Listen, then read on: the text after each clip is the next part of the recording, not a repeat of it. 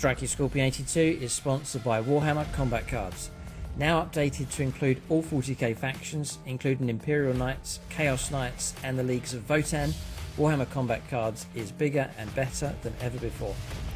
Inspired by the original Citadel Combat Cards, masterminded by the veteran Games Workshop designer Jervis Johnson, Warhammer Combat Cards is a digital card game featuring your favourite miniatures from the 40k universe. Build your very own collection of combat cards and assemble a deck that brings the full might of your chosen warlord to bear. Clash with rivals, join events and battle your friends across the galaxy in fearsome tactical turn-based combat. Warhammer Combat Cards is free to download and play on Apple and Android smartphones. Use the link in the video description below and begin your path to epic glory and victory. Thanks and enjoy the game.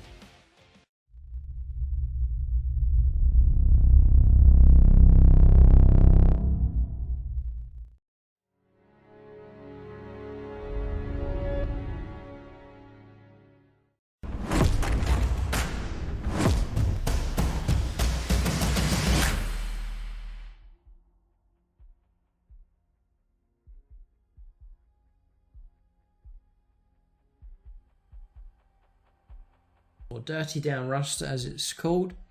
It's very interesting as product to use. As I've got mine from eBay, it's expensive stuff to get a hold of. It's used, apparently it originates from film props. It's used in the movie industry for effect. It is rusty effect in a bottle. I'll show you how to use it as best as I can. It's a tricky thing to use. There's some techniques needed. So it's worth trying to get it right because it is expensive. I got mine off eBay. You can track it down. The different size bottles. I bought a smaller size bottle here just to experiment with. But this bottle here, this size, I've done the entire terrain set and I've used half a bottle. So you can stretch it really good. It comes high pigment enough. So we'll talk about how you water it down and use it a bit later on. So there is some technique involved with this. You can have a lot of fun with this stuff so you get some great effects. In fact, what I'll do is I'm going to show you my palette that I used to mix. Look at that rusty effect on there after it dried out. It's a very interesting material, or a paint to use or wash. It's a kind of real, very hyper-realistic, rusty kind of effects going on with that stuff. Very, very interesting indeed. It's also semi-permanent, so once it's gone and dried, you can start wiping it off again, which is, you can get some very interesting results and techniques with that. So it's a debut for this bottle here of Dirty Down Rust. It's very interesting stuff. We'll talk about how to use it in this video, but I'm using it in places like metallic work here to get that kind of washed out rusty effect and for the shading. So basic kind of colour scheme looking on here. It doesn't look too realistic though at this stage, but the base colours are all done. So we're going to move straight on to Dirty Down Rust.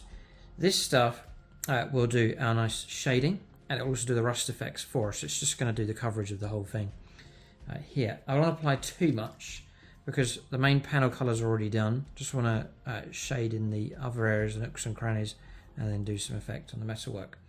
So what I found, I'm no real expert using this stuff, and I used it a little bit so far, but what I would say with this Dirty Down Rust, first thing is you must mix it.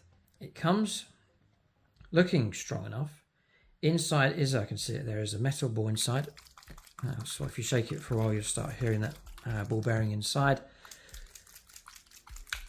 There it is. So that will really help you mix it up. You'll find that it really does need to be mixed. At the bottom, sometimes stuck in the lid, or at the side, you'll see gloopy, thick brown pigment in there. So it really does need to be shaken up. If the shaking's not working, then just take the end of a paintbrush and put it in, and then just scrape all the way around and lift up anything that's in there, and then just keep shaking it.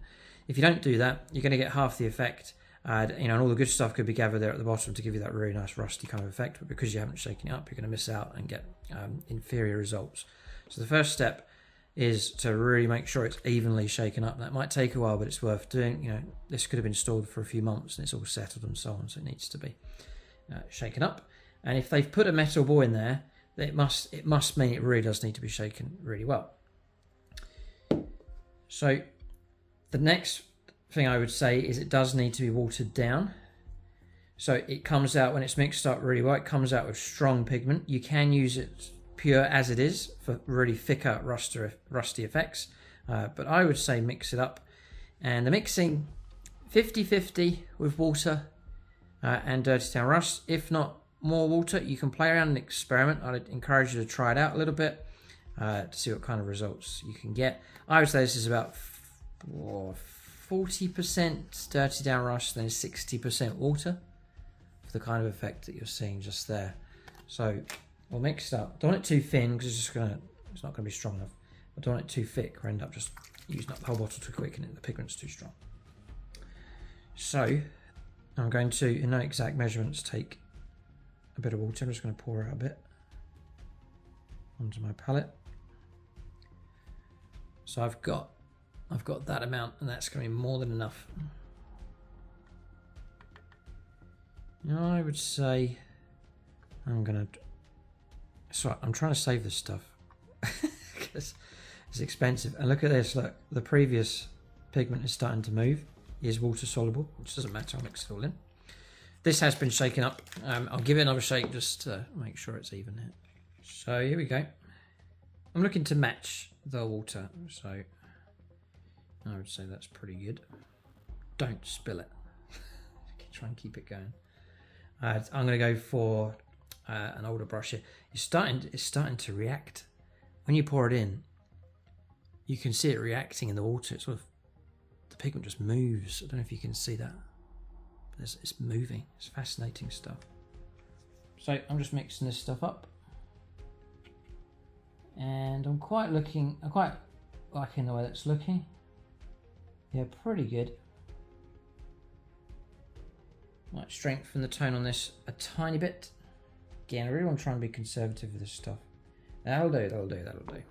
And in good habit, I'm going to put the lid on. I'll give you all the tips here. If you spill this stuff, it could really make a bad mess, like on a carpet.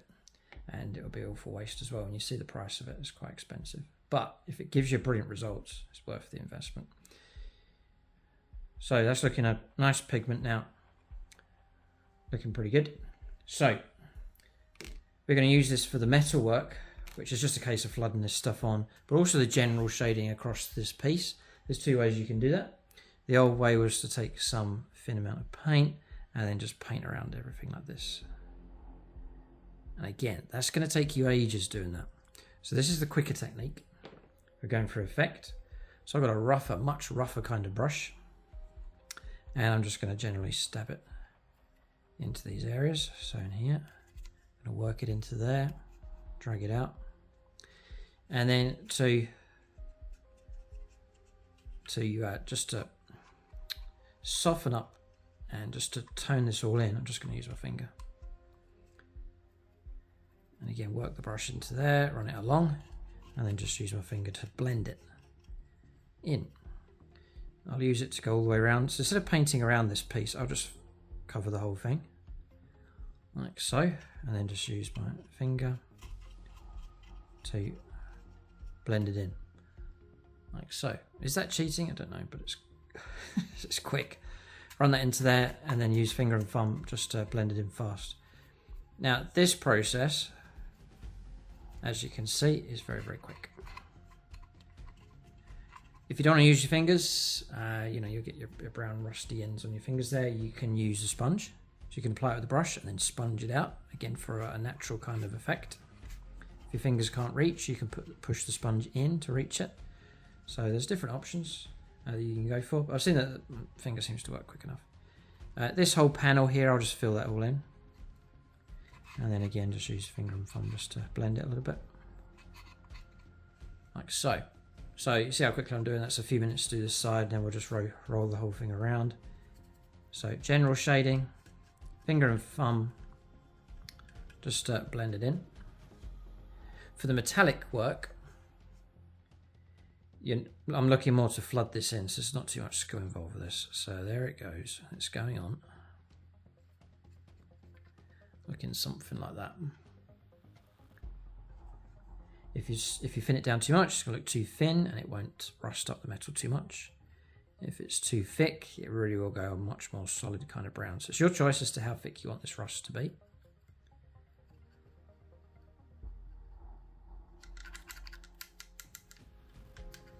So if you paint it on, you'll get the rusty effect. If you flood it on, then you start to get that multi-tone kind of shading going on. I flooded it into these air vents across here, and what you've got going on is multiple different shades of rust here. You've got your browns, you've got your washed out, more pastel kind of tones, multiple tones going on, sort of stain marks and stuff as well, that really realistic kind of effect. That's by flooding those with the dirty down rust effect. I flooded it into areas that will hold it. See, the other thing is you're fighting against gravity, so you can't really flood this bit because it's all just going to flow down. So it's areas where the liquid will collect and sit where it is. So in here it collected really well, if you can see the effect in there. In fact, I'll zoom in on this one. There you can see the rust effect right in there. I flooded that in. I got some really nice results. So realistic. So really happy with that. So it's flooding, watered down, and flooding will give you that kind of result that you're looking for.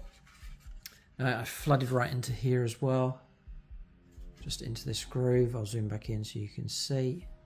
Yeah, you can see that rusty stained tide mark kind of effect. That's just simply by flooding in the mixture into there. So you do that as much or as little as you want. I'll show you another piece that I worked on for rusty effect. Here's one of the containers. I'll just zoom out here. So there's your brown shade coming up from underneath like I was talking about. Then your side panels coming in at a higher angle with your two other shades. First of all going in with the sunset yellow and then the desert sand on top of that. Dirty down rust in here. You can see the stain. That's where it's flown. That's flowed down here and then collected there. And also, because this is up at this level, I was able to flood it on top here and get a real nice dirty down effect, a rusty effect just there. See that? So realistic. It's such good stuff. So, and again, skill level, watering it down with a rough brush and then applying it. You're getting really hyper realistic finish with very low skill levels here and speed as well. So this is the really exciting thing about these techniques.